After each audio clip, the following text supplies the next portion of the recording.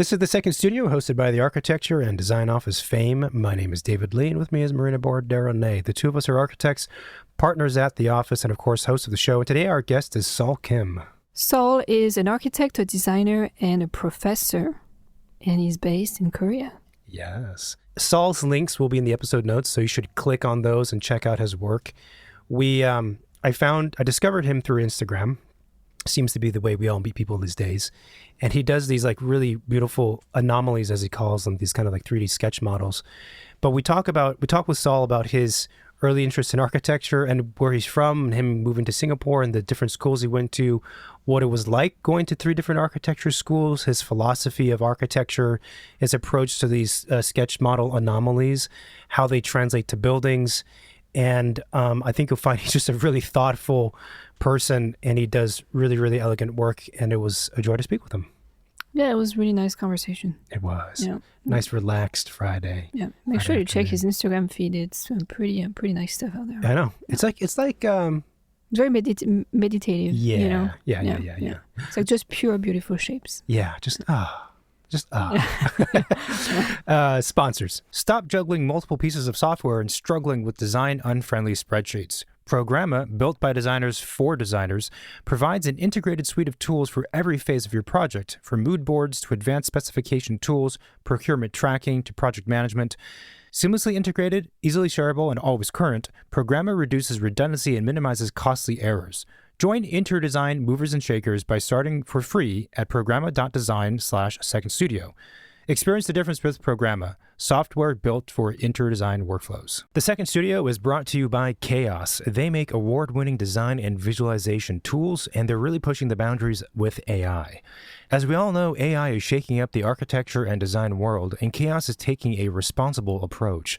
Their tools are built to help architects, designers, and visualization specialists work faster and explore more ideas without replacing creativity. Basically, Chaos wants AI to make your imagination stronger and not take over, so you get to design with more freedom, create stunning visuals, and stay in control of your work.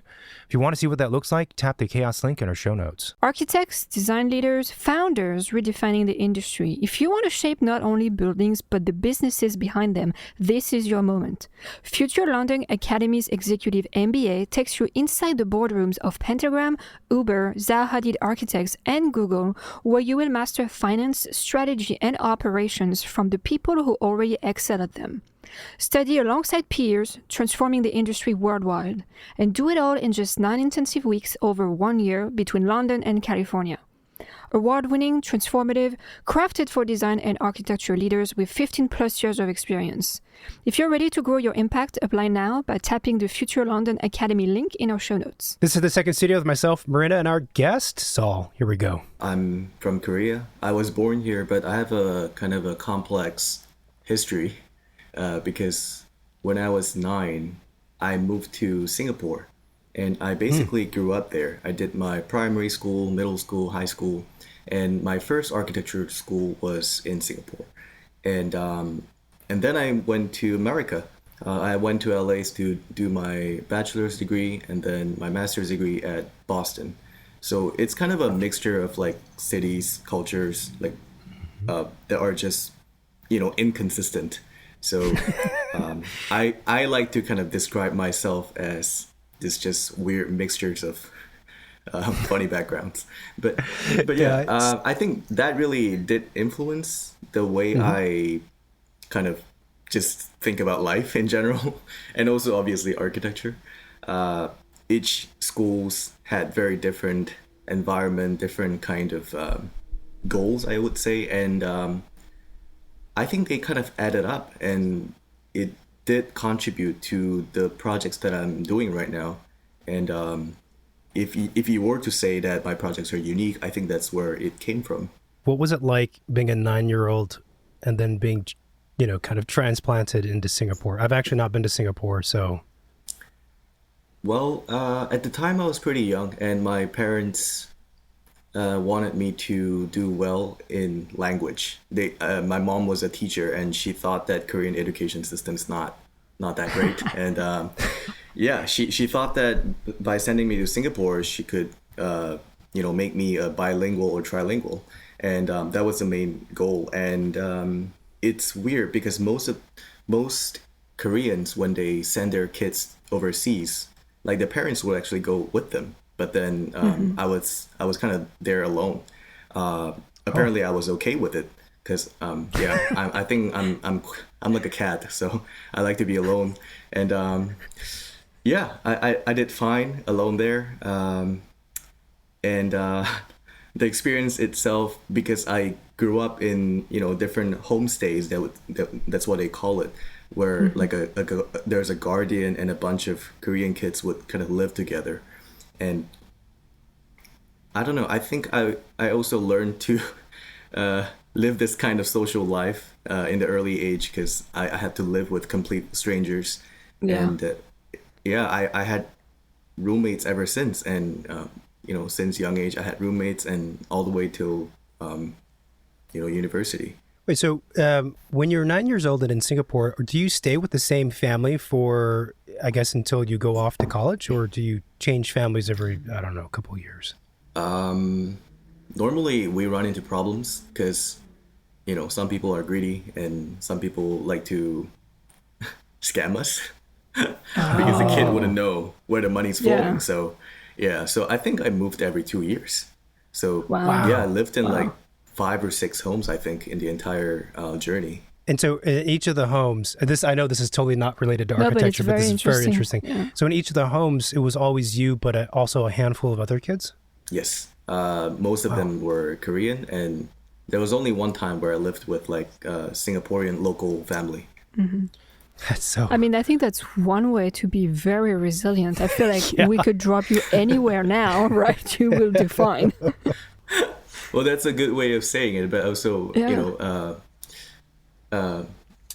but I don't know. I think that's where the question comes in, like, where do I actually belong? Because even when I'm back in Korea or even in America, I've never lived in the same house for over 2 years.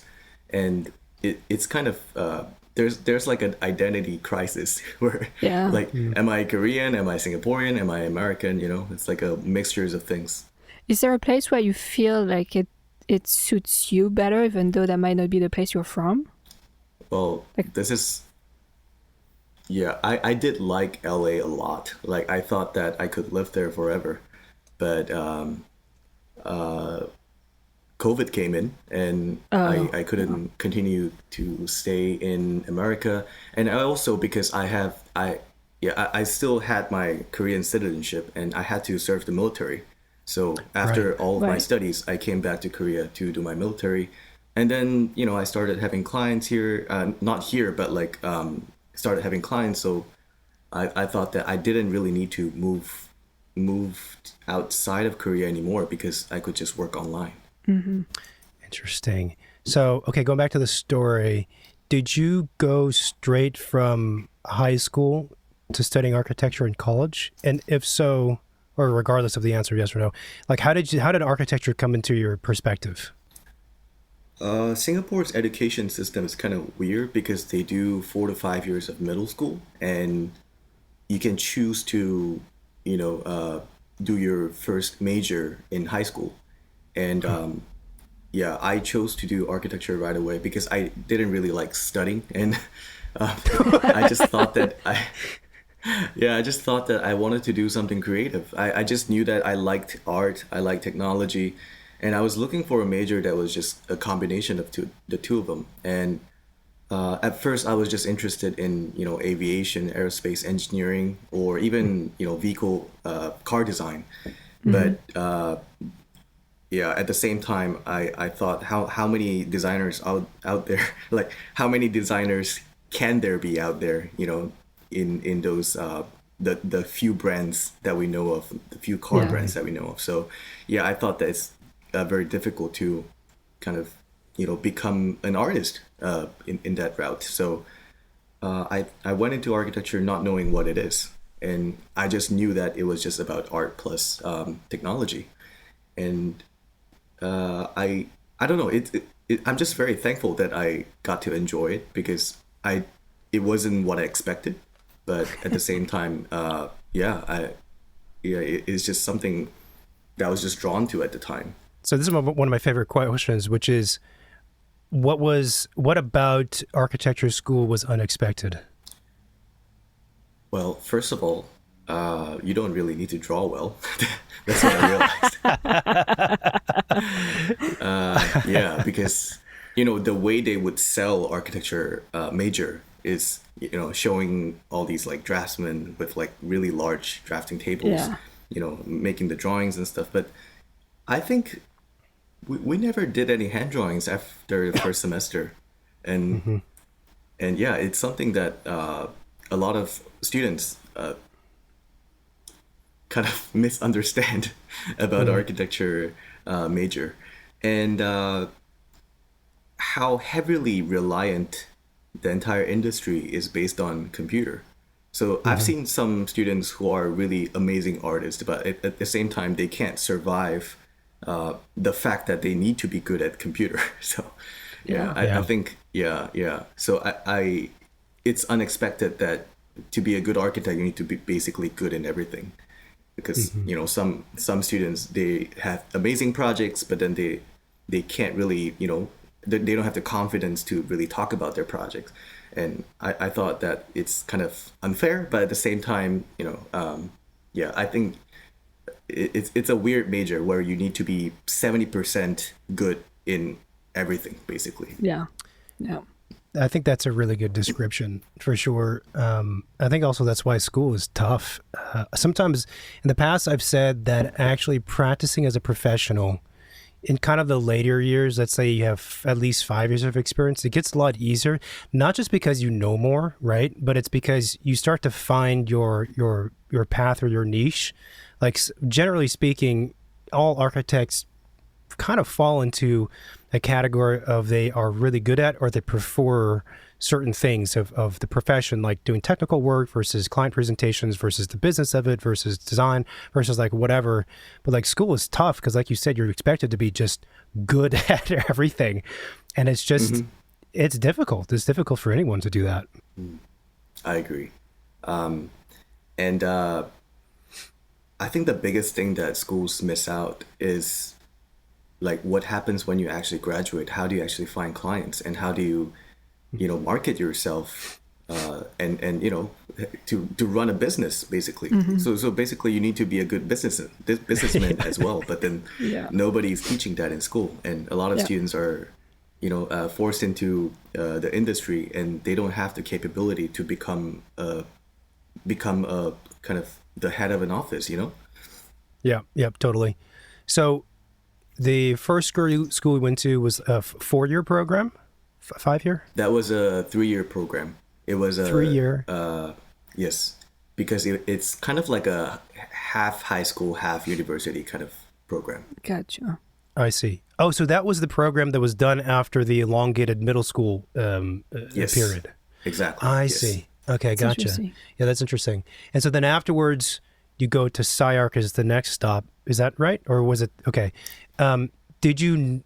Well, what? how did Yeah, well, go ahead. how did that come about? I mean, you were in Singapore. How did you decide, like, okay, let's go to LA and keep studying architecture?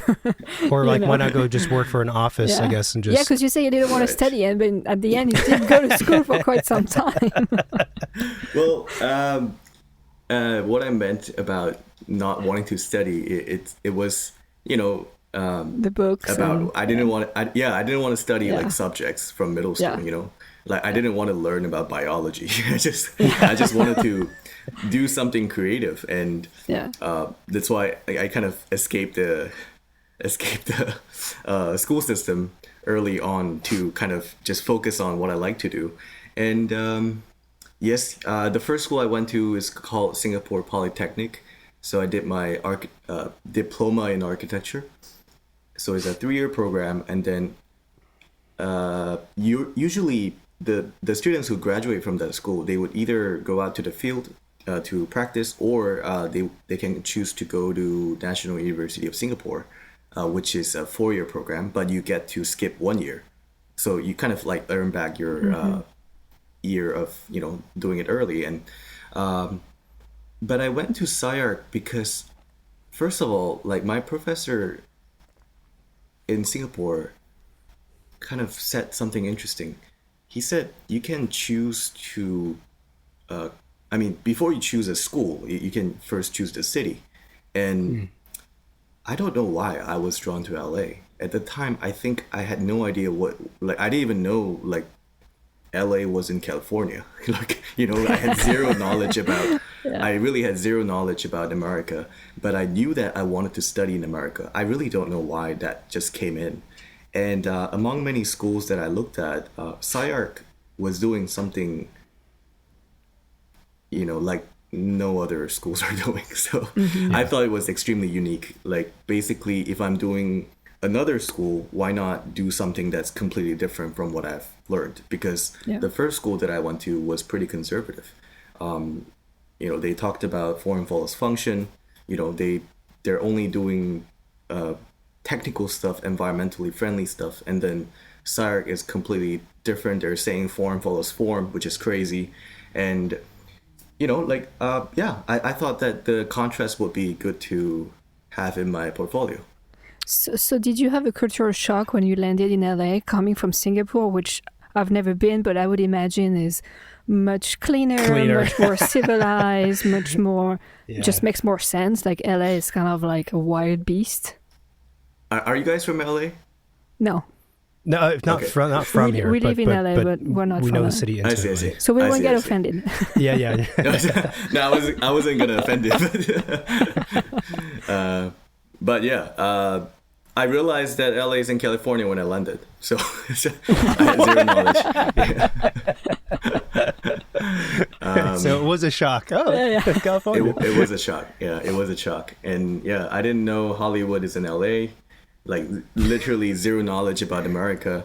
And the shock came in from the school itself because, like, I thought I knew what architecture was. And, everyone in school, it's like, oh, what's structure? Like, what's a column? Just let it float. Like, and those things were just extremely shocking to me. And, like, I was just frustrated at the time, I think. Like, and I also kind of regretted choosing the school because it just didn't align with what I've learned. And, like, I had to kind of break free from what I've already learned and, like, kind of unlearn what I've learned in Singapore and then learn the new stuff. But I remember being, because I transferred to the third year in SciArc. So I only did 3 years in SciArc. Oh, wow. And I was pretty good among the class for technical stuff, like drawing details and stuff, because no one in SciArc was taught the right way to do it. And I don't know, I remember, consulting my friends.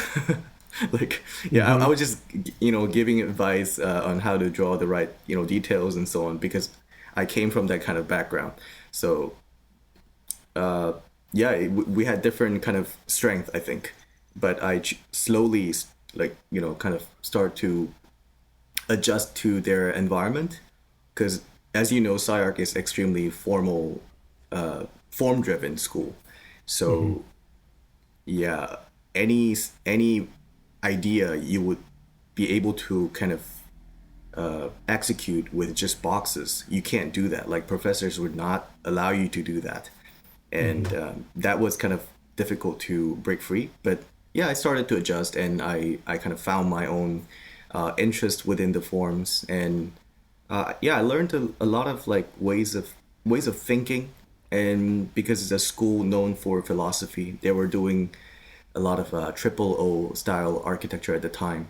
And that has been a big influence. And I'm still doing triple O architecture right now. Wait, what is triple O? From SciArc. What is triple O architecture? It's a object-oriented ontology. It came from this whole big kind of cloud of philosophy called speculative realism that was written by Graham Harman.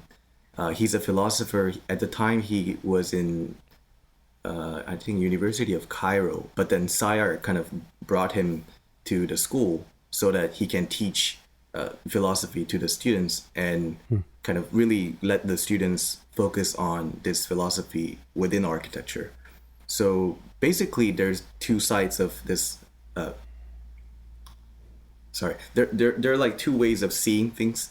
First is humanism, where everything is human-centered. So the way I would comprehend the world, other people, animals, objects, and the systems, these are all like contained within my head. And so every existence is dependent on my senses and my thoughts, my consciousness.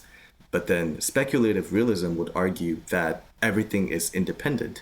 So let's say I'm holding this mug right now. I can see it, I can feel the weight, I can touch it, and therefore I understand that this would exist.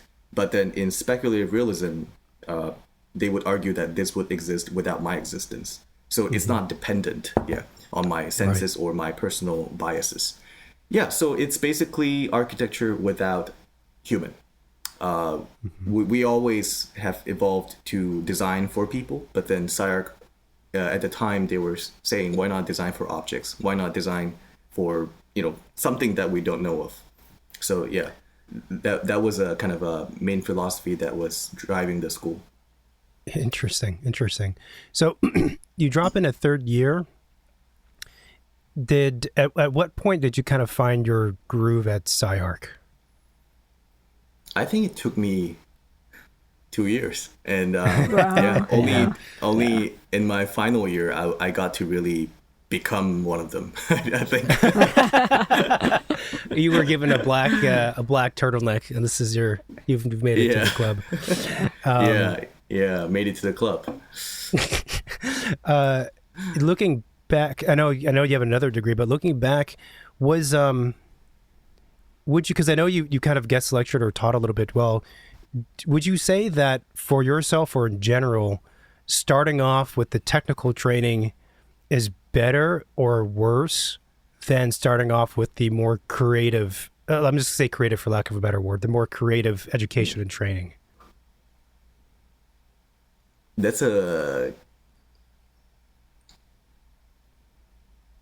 I've seen a few friends who transferred with me, and they also came from a pretty conservative school, but I've seen them not join the club till the end. Yeah. You're right. Yeah. So because they have they've been hardwired to do something that's more conventional, more realistic, more practical. And I think it was very difficult for them when they were put in such an environment after, years of doing something practical, now it's very difficult for them to kind of break free from it. So I don't think it's for everyone. And I think the sequence would vary from one person to another, because I personally had a hard time breaking free, but I would think that I would enjoy doing details even if I started from SciArc, if it was reversed. But I don't think it's for everyone. And I agree, because many people look at the projects that come out of SciArc and they're just like, what's going on there? Like, I have no understanding of what's happening. But and I agree, because it was a little extreme for me as well. Yeah. I mean, I did not attend SciArc, have plenty of friends who did. I think it's a really, really interesting school. And I think it can be described in a lot of ways. I think one of them, that's not a bad thing, is that at the very least, I think it serves as a counterpoint to the schools that are more technical. My feeling is that there's a lot more school. It's easier to find a technical school that, kind of teaches the things you described. And maybe, in fact, it's easier to teach those things as well because they're a bit more quantifiable. It's harder to find a school that is as experimental as SciArc. So they kind of get a bad rap from a lot of more practicing architects, but I think the institution serves a really important role in the broader scope of things. I agree, because they try to be the avant-garde school where they would be the first to try something new. And I remember Tom Wiscombe, who I don't think is there anymore, but he said something that really kind of changed my perspective, because he said, we're not designing for right now, we're designing for 30, 50 years later. So it's obvious that people would not get what we're doing. And we can never predict the technology and technology that would allow us to make this become a practical method. So and yeah, and that's when I started to be more open, I think, to accepting all these crazy ideas maybe we're not designing for right now. Yeah. Yeah, yeah. It's tough though to like break free from whatever else we had previously learned. I want to get to then you go to Harvard, but I was also going to ask you, at what point in your career, and maybe just academic career or just career in general, did you like find your own personal groove in how to design? I don't mean like fitting within SciArc specifically, but like you did a project and you said, or maybe like what's the first project you did, and maybe as a student you said that this like feels, it resonates with me. I feel like I've hit the right marks with this one. I think it was my thesis at SciArc. The first time I felt that I'm finding my own niche within architecture, and before that I was just exploring, like, you know, different path. But then that one project from SciArc, which is the final project, but that project is still my biggest interest within practice even. So I think I'm kind of thankful that I found it, because at the same time many people are looking for it, even, you know, 10 years, 20, 30 years into the practice, and you know, some people might not find it, and that's not a big problem, because, you know, we can still make good architecture without finding that. But ever since that project, I think I tried to explore within a kind of a set boundary. So I kind of knew what my interests were, and I would kind of not wander around too much, because I wanted to really dive deep into this boundary. And yeah, it's still a big application to my practice as well. Is that project online, like on your website? It's titled Cross Contamination. It's not on my website, but I think you can find it online. It's basically this black and white box. We made a really big model that's like sliced into 4 pieces, and then we put it on like tracks so you can, you know, see the sections and stuff. That's really cool. Yeah, we'll have to get some images from you. But for the listeners who are architects, they've been teased. They're probably wanting to know, like, so what was inside this black box? I know it's tough to describe a thesis in like 2 sentences, but like... Right. Yeah. It was done with a partner. It was weird because you would normally think that a thesis is done by yourself, but a lot of SciArc thesis projects, you have the freedom to, you know, partner up with a friend, or, you know, just do it on your own. And I had a friend who had the similar interest, and, you know, I thought that we kind of we work well together. So we decided to do an embassy, because embassy deals with boundary between territories, and we try to explore cross-contamination of layers within architecture within a program of an embassy. So it was a very complicated thing, and extremely sensitive topic as well, because we said, okay, we're not going to put a fence around, we're going to put the boundary of a territory within a building. So it was like a mixtures of you know, layers, and, you know, breaking free from one layer to the other. It was a crazy complex spaces inside this black box. And yeah, it was a fun project for us, and that kind of aesthetic is no longer used so much, but then the core idea is something that I'm really into even till now. Cool. That's actually, an embassy is a really good project. That's a good project brief for anybody. I assume the thesis was a 1-year studio. We had a thesis prep, which is, you know, just writing, but then the actual final semester was all about designing. Yes. Production. Yeah. Gotcha. It was the same. So I went to Cal Poly SLO, but we were on also 1 year, and basically the first it was on a quarter system. I think the first quarter was like research, and the second quarter, I think you were supposed to start work, and like no one did. And then the third quarter, everyone like tries to do something. But I similar to you, I was pretty grateful for that, the 1 year experience. It was brutal. Because I think as a young, aspiring architect, doing a project for that long, for 9 months or whatever it is, that's a thesis project is not easy. And a lot of people get really lost and confused, but it's such an opportunity to find the thing to deep dive into what interests you. And for a lot of folks, or some folks, it kind of, those questions motivate you or they haunt you for the rest of your life. Yes, it seems to be. I agree. Yeah. And I don't know how I would have found those things outside of that setting. Right. If you weren't put in that kind of environment, you wouldn't have done it yourself, or would not have found it interest. And I think the problem is that a lot of students, when they go into fifth year, they think they got to change the world, they think that people are expecting them to invent the wheel. But I think that's when they really start to screw up their project, because, it gives so much pressure. I thought that thesis was just about finding your interest and adding on research from what other people have done in the past. So it was kind of it was pretty relaxing semester actually for me. I kind of Get out of here.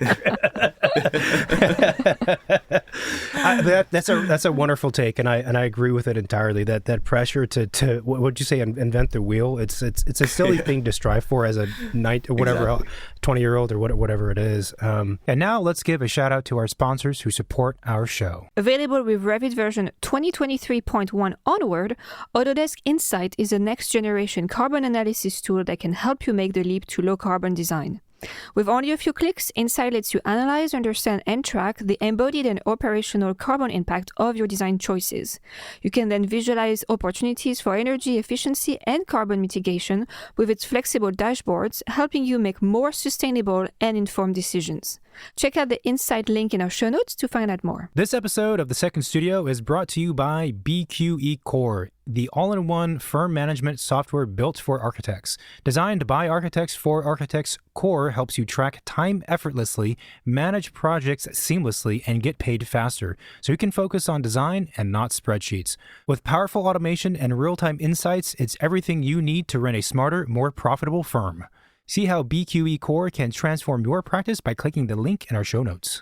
So did you always know that you would then go on and pursue a master's? I always wanted to teach after graduating. And I thought that I'm just going to do my master's right away. And when I was in Singapore, I was grateful to be at SciArc, to have applied to SciArc and actually get accepted into the program. And when I got to SciArc, I realized, this school is sending 1 or 2 students every year to GSD. Maybe I have a chance. So that's when the new goal came in. I'm just gonna be the best in my class, and I'm just gonna try to try to get in, because I just wanted to go to the best school that I know of. And thankfully, I had professors who studied at GSD. They did influence me a lot. And they also talked about the professors at GSD. And and I really wanted to learn from those professors. And one of them was President Scott Cohen. I really liked his project. When I was in SciArc. And I got to learn from him when I got to GSD. So that was a really good experience. So you went from the beach and the palm tree and no season to Boston winters. The trays. So I'm sure you had another shock there. I don't know if you knew what Boston was about. I can repeat the same thing. I didn't know that Harvard was in Boston. I love it. And I always had problem writing the correct spelling for Massachusetts. That was pretty difficult. I do too. Still to this day, I still have a problem. Me too. Just MA. But so when you went to the GSD, did you have specific teachers that you were intending to seek out, or a specific interest that you were going to pursue? It's kind of weird coming from someone who's already teaching, but I didn't like young professors. Yeah, I mean, I could see it. But so would you categorize yourself as a young professor now, though? Well, I'm the youngest in the school right now, but Yeah. yeah, but yeah, it was just my thing back then. I never liked learning from young professors. I thought, what do they know of? And I'm being in that position right now. I'm very I'm very sorry to my students, but but basically I was looking for advice from the elder generation, I think. So, within GSD, I think I took the, eldest professors of all, yeah. So that included President Scott Cohen. Took his studio right away because he was the reason why I went to GSD. And I argued with him a lot. Like he thought that what I was doing, like he knew that I like to do something kind of like within the spectacles, but he thought that I'm doing it the wrong way. And he verbally hurt me a lot, but it did help me. It did help me. He's a good friend now. Yeah, I've also worked for him after, and he's a great man. And I also took studios, Max Scoggin and Merrill Elam studio. They were also one of the older professors. I took Toshiko Mori studio. Oh, nice. And Mohsen Mostafavi studio. Yeah, so basically all of the professors who have been teaching for a long time, and I thought that they had something more to offer, which I don't think is always true, but then I enjoyed my all of my semesters there. Well, I mean, that's a killer lineup of people. I'm super curious. What was Toshiko Mori like to have as a professor? I would imagine she's very different from President Scott Cohen. She's very different. I think she was more open, and she was more open to, individual students having their individual kind of expressions. But at the same time, it was an extremely political period because the Black Lives Matters were happening. Oh, yeah. And our studio was about African home, which I had zero clue. I just wanted to take her studio, and then it happened to be house of our time, but for African people. And that was a kind of an interesting topic because it really had because it was something that I had never thought of doing. And she invited a lot of people that she know of within the African American community, and we were able to get a lot of insight. And it was something that I did not expect, but at the same time, because of her extremely wide social circle, I got to meet a lot of great people.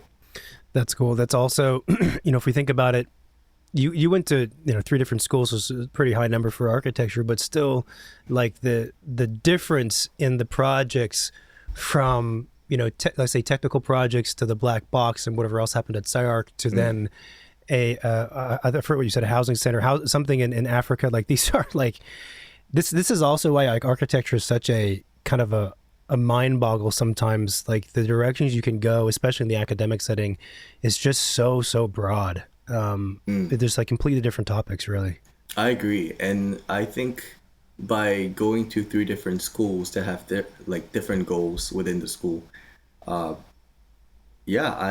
definitely, all of them had a great influence on me, especially at SciArc. But then at the same time, at the GSD, I think a lot of the things I've learned are kind of, they were trying to shape my interest into something more mature. Yeah, something more developed and more controlled, I think. Because within SciArc, it was a little bit chaotic, I think. Yeah. The expression was a little too wild, and it didn't tie into the reality. But at the GSD, I think a lot of professors helped me kind of calm that down a little bit and bring that to reality. Interesting. I did not go to the GSC. Again, have a lot of friends who did, of course. But the thing I've always heard through, teachers, friends, whatever, is that so like if you're an architecture student and you do your undergraduate degree at whatever school, and you're going to go and get a master's, there's a lot of different reasons to do that. Teaching is one of them, but it's always been said to me that if you're a person who's interested in having your own practice, then the GSD is kind of like the school to go to of the kind of East Coast, or of all the schools in the United States. You look at Columbia, you look at Cornell, you look at probably SciArc even, you look at, I don't know, whatever else that I'm missing. Like the GSD has always been regarded as a place you go to. Not to say that it's more practical, because that has kind of like a baggage to that word sometimes in architecture, but it's like if you want to practice and be more, I don't know, like do architecture for real, then the GSD is a good place to go. I don't know if that kind of echoes with what you're saying, or you found it to also feel that way. I think that's one of the reasons, and I kind of felt that when I was there. I went to MR2 program, and there were 30 students, and yeah, you can tell from their eyes, like, we're gonna all be a practitioner and we're gonna have our own office. And in a way, it was kind of nice because it wasn't really about competition. Everyone had different interests. Everyone had different path they would want to go to. So we weren't trying to like fight against each other, and we all had our thing. And that was a very relaxing environment as well, because in undergrad it's a little competitive. Sure. Like you want to, people are fighting for thesis awards and whatever spot to present and so on. But at the GSD it was everyone they were very calm. You're probably the most relaxed architect we know then. maybe I am. Well, I think it kind of tracks, right? Because if you're at the GSD as a graduate student and you know that it's like your sights are set on a much larger goal that's outside of the GSD. Yeah. It's not the end all be all. I think in undergrad it becomes very kind of, what's the right word? Like enclave-ish, where your whole universe is just undergrad. And like, that's what you're kind of fighting for. But when you get to a certain point, you're older, it's like, nah, this is just school. Like I'm going to go off and do stuff. And it's a different thing. I do think Maroon is right, though. I think you're just very chill in general. Maybe I am, yeah. Actually, on that note, let me ask. So, I'm curious. Like, now or when you were in school, were you the type of student to, be staying up like 3 nights in a row? Were you like a really organized student? Like, what kind of camp of student did you fall into? I think I can divide this into like 2 phases. The SciArc phase and the GSD phase, let's say. Okay. I have a guess as to which one is which. During SciArc phase, I don't know if you know the apartment opposite SciArc. It's called One Santa Fe, designed by Michael Maltzen.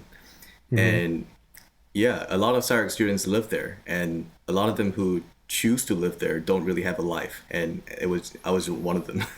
So yeah, I would go to the studio in the morning and get out at night. So that was like a repetitive process.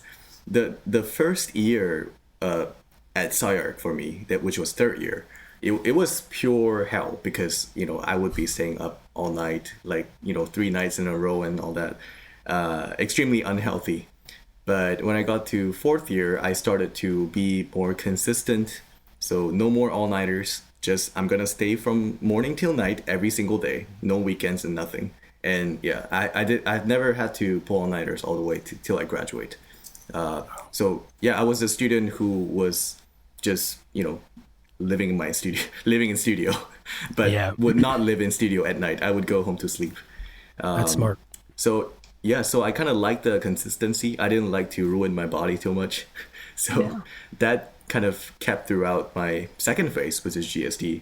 I would work like an hour or 2 a day, and because I think things got a little more efficient, like you already know the process well, and I think the professors that I chose were also very chill.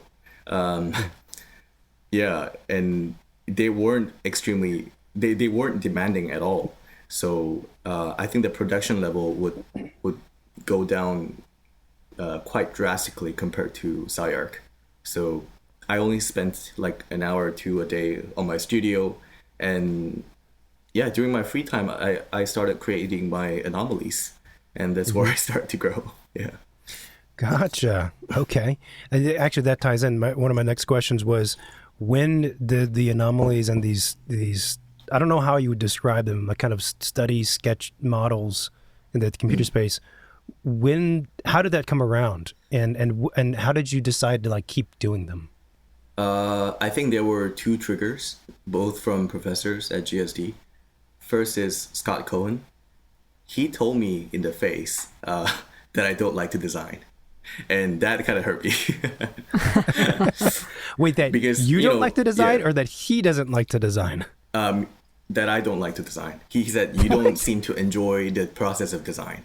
Interesting. Which is kind of valid at the time, because he was saying that there's a tendency that a lot of students would just find a good design and then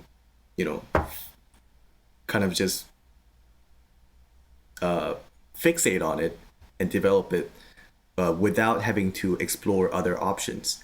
And he said this is obvious because many people don't enjoy the process of design. It's agonizing. And once you start to enjoy the process, like doing iterations after iterations, it's not difficult. And I wanted to prove to him that I love design. That was a big thing. Yeah. And I don't know. I think that statement hurt my pride. At the same time, kind of like, made me a vengeful person. So right. And also Max Scoggin, Merrill Elam Studio, they focused heavily on personal interest. So like what makes a person's design unique is, your childhood memories, your experiences, environments, and so on. So they were the how do you even say it? Like psychiatrist? Like they were doing like consultations for me, and like what happened to your childhood? Why did you like this? Why did you not like that? So it was a self-discovery studio. And right after that, COVID came in, so we were all stuck at home. I didn't know what to do, and I had plans to travel, but it was all canceled. So I did two things. One was to start my kind of anomaly series. I didn't intend it to be a series, but I thought that I would just create, objects after objects, just to show that, these are my expressions, my personal interest, archive of things that I like. And the second thing I did was to start a podcast. And I just invited my friends to my home, and we would just talk about the projects that we did in GSD. But that didn't last a long time because it was pretty tough to maintain. So, but the anomalies kept. Yeah, you guys are killing it. Don't worry. Yeah, but the anomalies went on, and it's still in process, and I'm still making them right now. So how long does it take to develop an anomaly, and how often do you share them? Like, are you sharing all of them, or are you saving some for yourself? You have a bag of like 1,000. Do you have a bag of undiscovered anomalies? Well, I kind of set a rules for myself that I'm not gonna spend more than an hour trying to make this, because this is not gonna feed me. These are just prototypes. I'm doing it just for myself, and I would sketch them anytime. Like when I just have an idea, I would just sketch it, and my sketchbook. When I have the time to actually make them, I would just look through my sketchbook and choose what to develop. And sometimes, I would just compile them and slowly post them online. And sometimes I would just make them and post them right away. So it's kind of random. It's inconsistent. But there were some that I didn't really want to share. But I had a friend who worked for, what's his name? I'm sorry, I'm not remembering the architect's name. But anyway, he apparently in his office he had a bunch of drawings and images that went unpublished, basically, just stocked in his office. And my friend was looking through them, and he's just wondering like, why would this guy not share this with the world? Like there are so many valuable things out here, and yeah, this might give him opportunities and so on. But yeah, and my friend was telling me that, and I thought that even the bad anomalies need to be shared. So I decided to be more shameless, more confident, and some of them I'm not proud of, but then I just still share it online, and yeah, for people to just see. We're gonna have to know which ones you don't like. We're gonna have to share. I know, but really though, I think it's people would find it very fascinating to. You don't write in the description which ones you don't like or like, right? I don't remember seeing that, but I think that would be interesting. People would like find it really fascinating. It's a very interesting thing to share, kind of like the stuff that you're not proud of. And if you think about it, like when you work on a real project, like in that architect's office, like how many iterations does every single design for every building that architects create, like just never make it outside of the computer to anybody's eyes, right? Yeah, so many. And it's kind of like, but we kind of need to see all of those things to understand how the building came about, right? Like, so it's very interesting I agree. that you're comfortable and interested in sharing those those anomalies with the world, where a lot of those trial and error things never get shared in a lot of industries, not just in architecture, right? I completely agree with you, and I think that's a pity. Like, Yeah. even the like the failed products, I think they deserve to be seen. Yeah. And I think a lot of architects, especially now everyone's on Instagram and social media platforms. They're starting to do more, I think, like showing the process, showing the sketches and everything. But before, I think it was extremely difficult to find them. Now I think now it's getting a little better. Yeah, I was just thinking as you guys were talking, like my comfort level with sharing sketch stuff that I'm not proud of. I don't know if I could do that. But with the creation of an anomaly, like how does it start? Is it always tied to a specific kind of memory, which I think you were sort of saying? Is it just a random sketch and you just start sketching and a line kind of appears and then tells you something? Is each one meant to be a particular study or have meaning, or are they more like follies? Like, how do you think of them? I don't necessarily think of them as built products. Like they don't have to be visualized in specific scale. I think they're just the thing in itself. I try not to think of it as architecture. I try not to think of it as something that has function.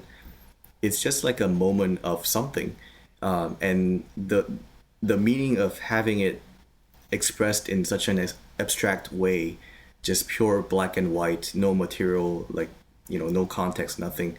It's for myself to visualize this into kind of multiple directions, multiple possibilities. So when I look back at them, I would start to imagine them as, one could be, one object can be architecture and furniture at the same time. So I kind of liked that idea for myself.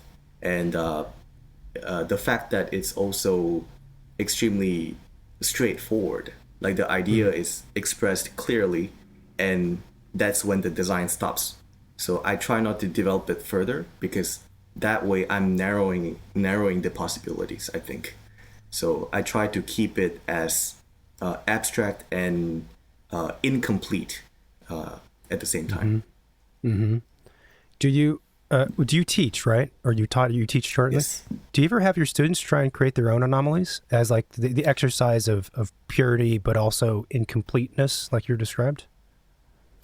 Students, when they choose my studio, like to study in my studio, they think that I would like their design if they copied one of my anomalies. Yeah. But come on, like they're like third, fourth years, and I've never seen them do a good, version of it. Sorry to say, but it's extremely sloppy. So I never liked having them do an anomaly, But they would know the type of things that I'm interested. But I don't think I'm that kind of educator. I like to because I don't think of myself as, a studio and then, oh, this is his style.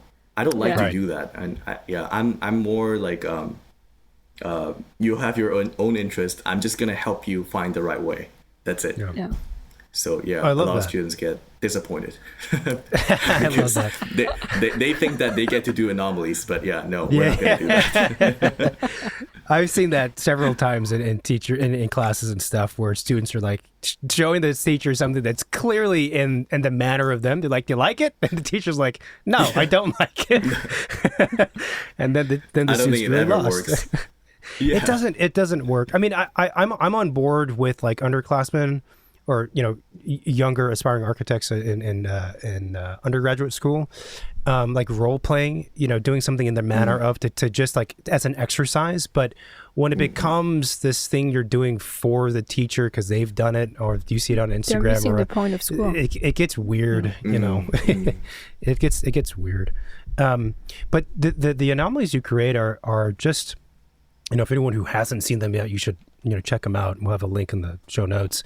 They're like so elegant and so beautiful, and they're dead on with your description, which would make sense. I mean, but they're very pure, and they are like what they are, and that's like it. And the ability to like look at them and kind of dream about what it could be or could not be is such a big part of it. But what I was going to say is that I think that truly to create a quote small anomaly that it is as pure and honest as they are is a really difficult thing to do. I think it's so easy to just kind of muddy up whatever we're creating. Even if like the average, let's say architecture student said, I'm going to create this very simple, elegant, thing that's making one statement, and they give strict parameters like you do, it's still a really difficult task to achieve. I was kind of triggered by the things that the Triple O architects have done at SciArc, including Tom Wiscombe, David Rui, and even Mark Foster Gage from Yale. And I feel that what they have done with Triple O, it didn't last long because of the fact that it's not comprehensive enough. It's way too difficult to understand.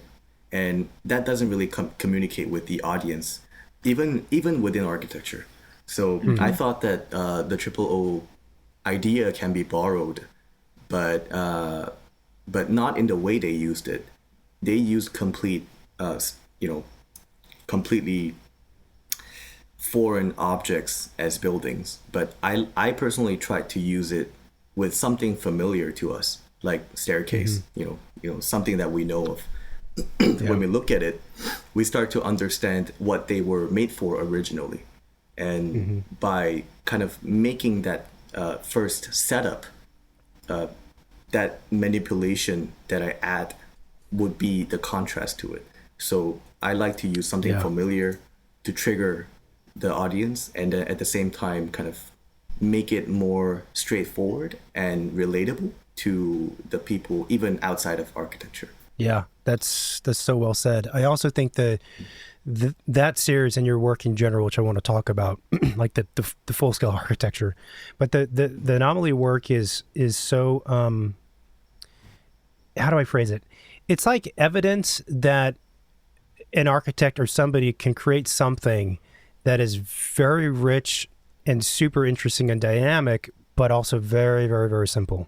Like I think it's quite easy to fall into the trap of making something look cool and intriguing by just sheer like complexity, just like a lot of like stuff going on. And I would also say just like foreign stuff too is, I wouldn't say it's always a cop out, but it is sometimes a cop out depending on the author to like just, to make it appealing. But the things you do are very appealing, but also just, they're simple. And again, I go back to the statement that I don't think is an easy thing to do. And given that, so what is it about you, your skill set, or the water you drink that allows you to produce these things that are so captivating but simple? Because again, I really don't think it's a common talent or skill set. At first, I think when I started making iteration after iteration, and people think that they just come to me like a god gave me an idea, just like making them, like I don't think it works that way. I don't think like I don't think the creativity is like something in it. Like I feel that you practice creativity, because for me I had a system where I start to kind of deconstruct all the elements. So now I have like, let's say 10 architectural elements. I start to kind of explore each of them first, and then try to combine A and B, B and C, C and D, and then there's a combination of A, B, and C, D. So I think the iteration thing, it's it's endless. I think that's where that was the reason why I was able to make these 300 plus objects just constantly, and it was just about putting the things putting different things together putting different things in the incorrect way that would trigger people. Yeah, Right. it's kind of difficult to explain, but yeah, I try to do something correct and wrong at the same time, so people are willing to accept it at the same time, kind of see that, oh, this is kind of wrong, but there's something interesting about this. Well, it sounds like a fairly methodical either way of thinking or approach. But I do get what you're saying, though. I think it's actually quite smart. I guess there's two ways to think about, the production of the anomaly or anything. One is kind of from the inside out. The other is from the outside in, which is to say, like, what effect this thing will have on the audience, and kind of working from that direction. But I think you're totally right. Like, when we have something that's normative, that just it just really helps people get into it a lot better than when it's totally abstract and different. It's hard for the average person, or like you said, even architects sometimes, to like grasp onto this thing when it's too alien, too whatever. I don't know. I'm captivated by these things. Do you ever have anyone like reaching out and be like, hey, you know what? I really love anomaly number 325. Can I hire you to build that? That's my entire practice right now. Yeah. Really? Interesting. Yeah. I think that's the biggest joy, because right now we're living in this crazy world with AI, and a lot of clients are able to use them really well. And I see that a lot of offices are receiving AI generated images made by clients, and asking them to make it directly. So, which is crazy. Like, we're losing the creativity part of our jobs. But thankfully, like the things that I've created, I think people look at them and they approach me because they like one of the objects that I made, and they want to sometimes create it into a building or a furniture or a product. So it's really nice that I'm able to kind of keep it within my kind of language and direction.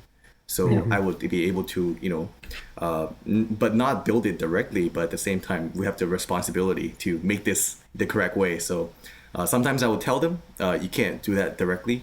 You can't put this on the site. That doesn't work. Yeah. You need a column, and it's crazy expensive. Yeah, come back in 20 years. But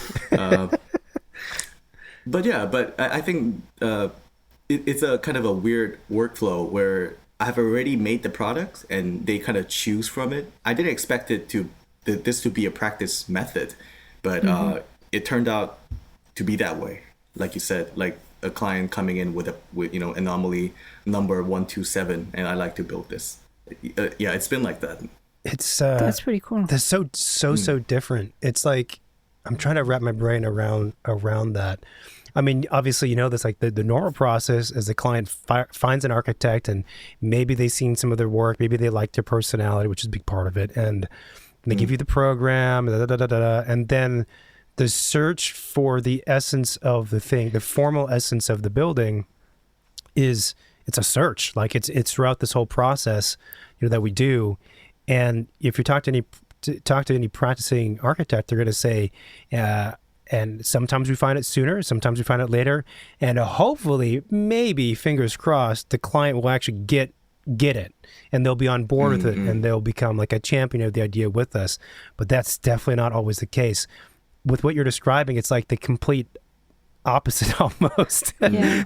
Yeah. It's pretty interesting that they would, kind of like fall in love with the broad strokes of what a project could become, rather than, most clients, when they're approaching architects, like they already have Pinterest images, sometimes they want like this exact style or whatever. And it's beautiful to hear that there is still clients out there who are like, I kind of like the direction and, your sensibility, and I want to keep diving into that to see what you can create. I think that's very encouraging, for architects to be like, we don't have to be the ones that are going to execute technical drawings from the AI renderings. Like, we could still seduce people and interest people by just teasing them just a little bit with something that doesn't have to be a photorealistic image. I think that's very, very interesting. And that's also I agree hopeful. with you. Yeah. And I think that's also hopeful for younger architects who want to start a practice, who might not have a built, portfolio to show off. Yeah. Like, it's kind of a, a demonstration that it is possible to start without any built project if, you found your own way to do it right and true to yourself too. Yeah, I completely agree.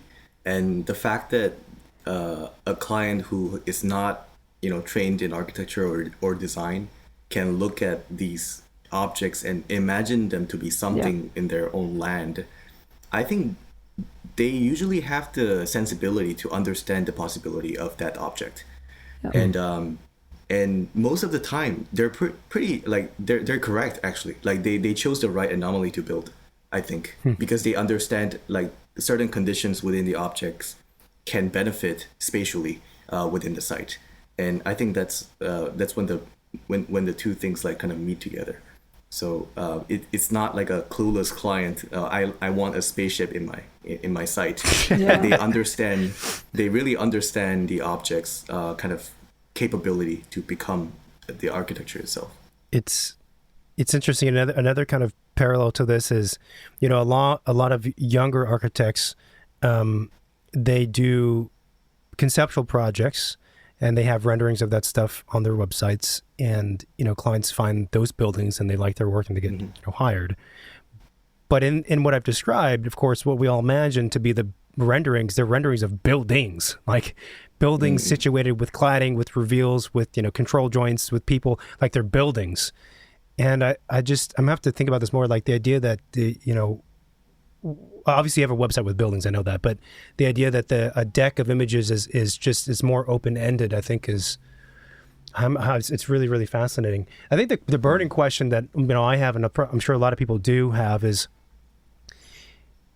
what would be a case where it's like really challenging to take an anomaly, or maybe not a specific anomaly, but a clear formal proposition, and have that executed as a building? Because I'll say also, I think that is one of the biggest challenges for young architects or any architect to do that. Like when you have something that's clear as in a sketch, whether it be an anomaly or a hand sketch or whatever, executing it as a building that has like egress and stairs and railings and all this stuff, that's when things fall apart.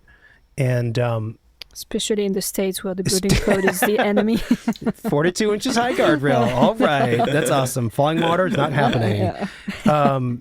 So like talk us through that process. I think the type of clients that come to me, they understand that these objects have the capability to become a building, but not a big building. I think they already kind of know. Yeah. So, and a lot of these images, they just contain one single idea. And I don't think architecture, when it grows to a certain scale, you can just have one idea.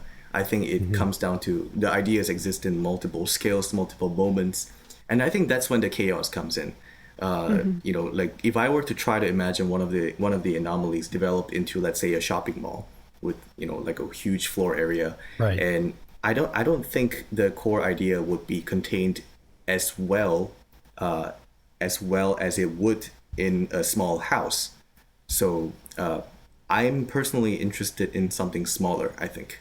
So the projects I've worked on is like, houses, little observatory, product and furnitures. So basically, I don't think I've ever ventured outside of this scale. But I think that's a great question, because once the scale starts to grow, I think it's extremely difficult for architects to have that one overarching idea contained and be expressed in a clear way.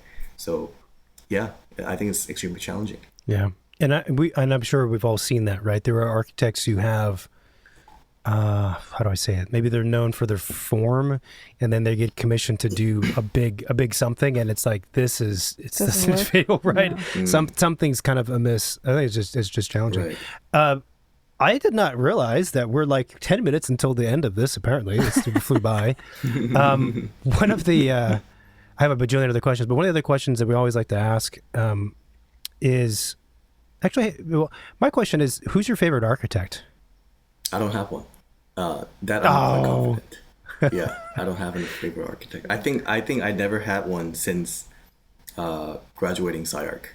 Previously, I really liked Kazuo Shinohara, a Japanese architect who I think taught Toyo Ito. Okay. But yeah, I kind of liked his attitude, the way he looked at architecture. I think he said something like, architects don't build for clients, which is like crazy thing to say, but he said it. And yeah, I just like the way he kind of, as an architect, like he had a different attitude. And I kind of wanted to, I really appreciated that kind of attitude towards architecture. That's cool. Random, do you ever fear that you're going to run out of ideas for the anomalies? Well, it's slowing down for sure. Because you're busy doing projects now. Yes, projects and schools, but I do enjoy doing it, and I've been recently starting to explore in a detail scale, kind of basically detail anomalies, and you can look at my Instagram and find the latest that I posted. It's like a beam intersection crazy moments. But like I'm deconstructing an I-beam basically, and I think I can apply that same technique here and there. I've been doing a few sketches, so we'll see more. We'll come back more with a detailed version. Okay, awesome. It's Anomaly 367, right? Oh yeah. I saw this one. Yeah, pretty cool. I don't know. I look at this stuff, and the reason why I enjoy it so much too is like, it reminds me of things we would do in school, like just simple sketches, and it's just, again, maybe just with everyday life, it's hard to find like the time and the clarity of a space. Just do this like thing, and like don't force it to be something. Just let it be what it wants to be. Yeah. Do you have another question, Marina? No. No? Okay. Well, the last question we always like to ask, and you do have to answer this one, you have to choose one, is what is your favorite building? Oh, that I have. Okay, cool. Okay, good. Yeah. It's located in Shibuya, Japan, done by Herzog Demeron. It's Prada Aoyama. It's a building made with like diagonal grid. It has a structure and a facade that aligns with the grid, and the interior spaces is kind of lofted, diamond-shaped interiors, which is like crazy. And I love the kind of creativity of the inside spaces. I love the alignment with the structures and the inside spaces, like not just the tubes, but also with the staircase and everything. So I don't know, I call it the perfect building every time. Like I would always compare this to the CCTV tower, where they had a structural system which is a little too chaotic for me. And I definitely kind of appreciate how Herzog Demeron had kind of that consistency, like one idea kept throughout, the facade, structure, interior, everything. Yeah. It's a very really good hard building. to execute. Yeah. They just do, I always say this, I feel like they do, they're very consistent in the quality of their work. And they're Swiss, right? I think they are. Yeah. I was getting confused. I think they are. Yeah. They're based in Switzerland. Oh, okay. I don't know. I mean, I would assume. Well, then here you go. That's where the precision comes in. It's in their DNA. Then the last question, which is someone, actually a guest told us we should ask this recently, which is, what is your least favorite building? Oh, man. There's too many, right? That's a tough one. That's a very dangerous one as well, because I'm thinking of a building that I was disappointed. Maybe it looked great on screen, but then when I visited, it didn't really work. This is also in Japan, I think. There's this building Edo Museum, I think. Edo something museum. It's like a crazy brutalist era building, like a crazy giant mass above and four legs coming down. And Yeah. you know, like the modernist era, like they like to keep the ground floor completely open. And that was just dead. Like the open space, like no one was using it, and it was way too big of a scale. The building above is not connected well. I don't know. I just remember being so disappointed in that building. Yeah. Actually, that's an interesting topic. Like, there's now you say that, there's been a couple of buildings I've been to that have the same type of general architecture where it's floating above, and it's the building floating above the ground, and they're huge, and it's always like it's just tough. Like the space underneath always feels just Yeah. depressing. Yeah, well, it's no light and I think there was actually a Herzog and de Skin. Meuron project in Spain, and it was also sort of a floating structure, but they mirrored the entire bottom side. And it's kind of worked, but it was difficult. Anyway, I think it's tangents. there was a whole era where people were doing that to kind of free the first ground floor, thinking that would be a good thing to do. But then I've never seen one that actually works, especially at a large scale. And It just feels like a 'cause parking garage. Yeah, exactly. And now that we talked about Herzog de Meuron, I didn't answer the question about who my favorite architect is, but I would always tell them like my personal kind of thought on Herzog de Meuron is that they're the most perfect architect, and I just think that they're just like well balanced. Yeah, interesting. Yeah, but not my favorite. It's just that I think that they're the best architect, I would say. Well balanced in the sense of like they're balancing. What do you mean by that? I think the way they would explore kind of materiality, structure, form, like everything feels so like you said, very consistently good.